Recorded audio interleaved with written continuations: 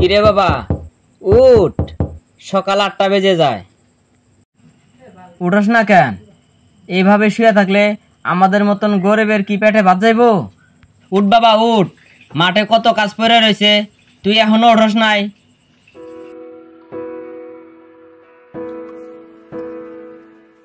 আব্বা তুমি কাকে কি বলছো?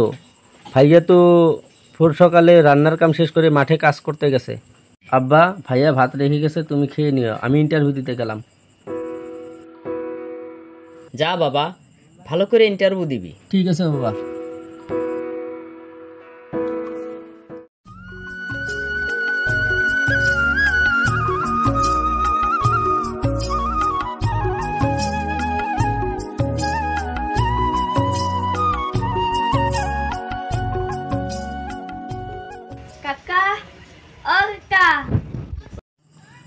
সোহানা, তোমার মাইকে কিছু নিতে পাঠাইছে? তোমাদের খেতে থেকে তাজা তাজা শাক নিতে পাঠাইছে। সোহানা তুমি দাঁড়াও, তোমার জন্য আমি তাজা তাজা শাক তুলে এনে দিতেছি।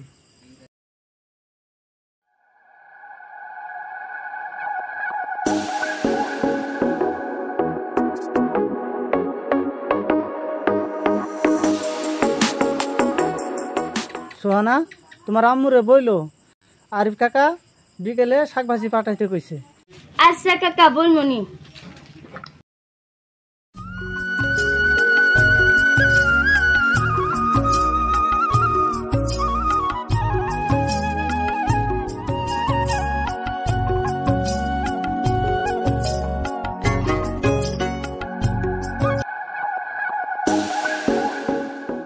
ওই কি রে, ওটা মুন্সের মেয়ে না?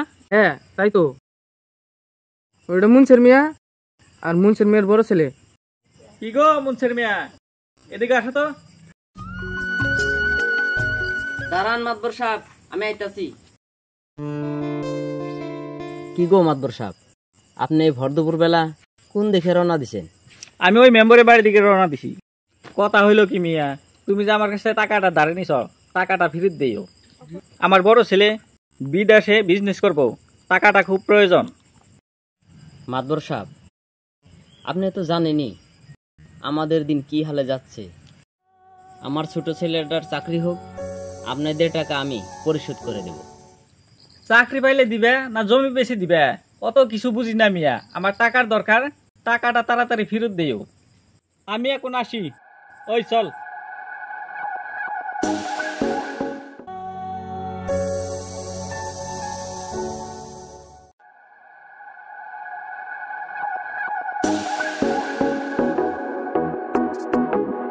কিরা আরিফ, তোর রান্না বাড়া কি হয়েছে?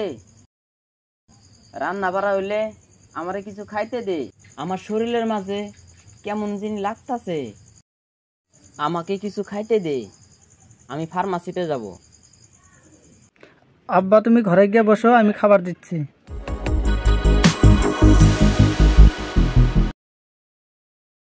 আব্বা আব্বা ভাইয়া,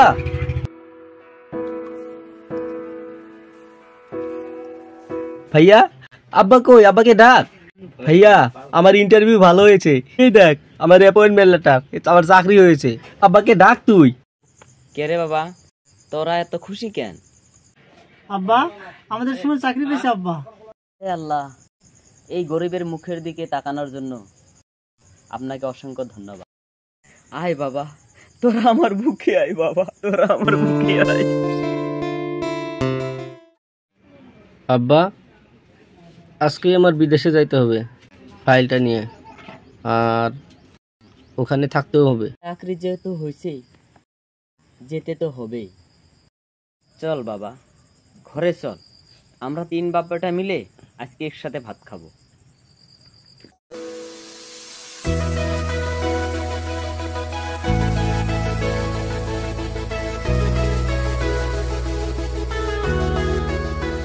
ও মুন্সির মিয়া, মুন্সির মিয়া বাড়িতে আসো, বাড়িতে কেউ নাই নাকি?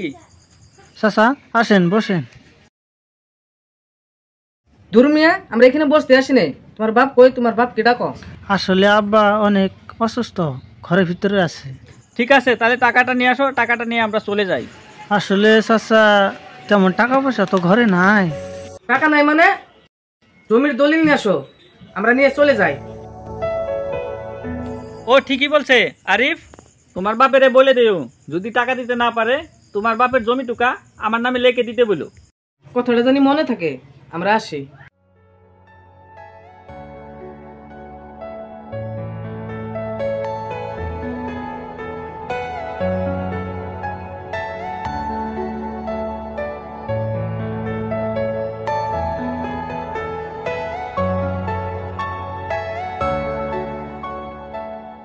কিরে, কি হয়েছে বাবা?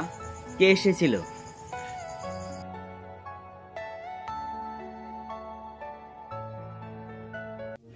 আব্বা, মাতবর চাচা আইছিল।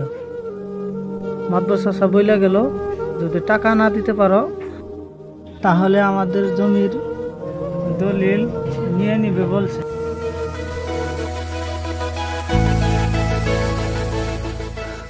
আরে চাচা, সুমন তো বিয়ে করে ফেলছে। এই দেখেন সুমন আর সুমনের বইয়ের ফটো। বাবা, সুমনকে ফোন লাগাতো, আমার ছেলে তো এমন কাজ করতে পারে না। বাবা, তুমি মনে হয় মিথ্যা কথা বলতেছ, আমার ছেলে তো এমন কাজ করতে পারে না। আব্বা, সুমনের ফোন তো বন্ধ। চাচা, কথাটা কিন্তু সত্য, বিশ্বাস করেন না করেন সেটা আপনার ব্যাপার। কি করলি বাবা? চাচা চাচা চাচা চাচা, কি হলো বাবা? কথা বলো, কথা বলো না কেন বাবা? 6 মাস পর।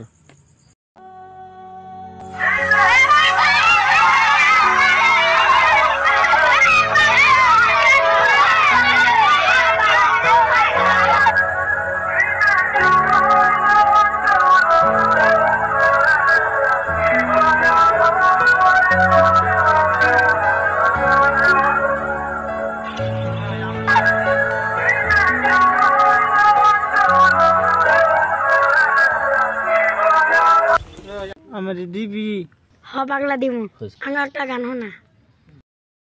গান শুনবি? বিয়া করবো মনে লাউতে, পালা বলছি আসবে আমার বউ দেখিতে।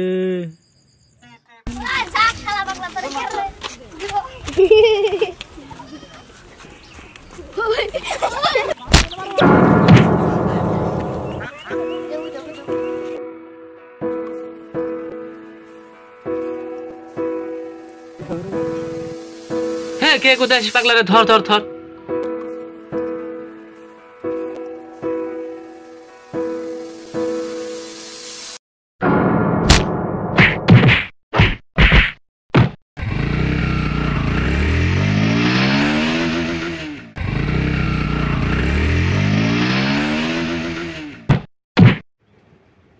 এ ভাই, এখানে কি হয়েছে? দেখি দেখি কি হয়েছে। আমারে কিছু খাইতে দে না, খালি ধরিয়া ধরিয়া মারে। ভাইয়া, এই কি অবস্থা? এই কি করে হলো তোমার? ভাইয়া, বাপটা মরে যাওয়ার পর ছেলেটা এমন করে রাস্তায় রাস্তায় ঘুরতেছে। আমরা জানা মতে পাগলটার একটা ভাই ছিল, বিদেশে চাকরি করতো, বিদেশে বিয়া করে বাড়ির কোনো যোগাযোগ রাখে নাই। ভাইয়া রে, আজ আমার জন্য তোর এই অবস্থা, পারলে আমাকে ক্ষমা করে দিস ভাইয়া। ভাই হয়ে এমন কাজ করতে পারলাম মিয়া? সি সি সি, চলো সবাই চলো। আমার মতো এমন পাপ কাজ পৃথিবীর যেন আর কেউ না করে। আপনারা সবাই আমাকে ক্ষমা করে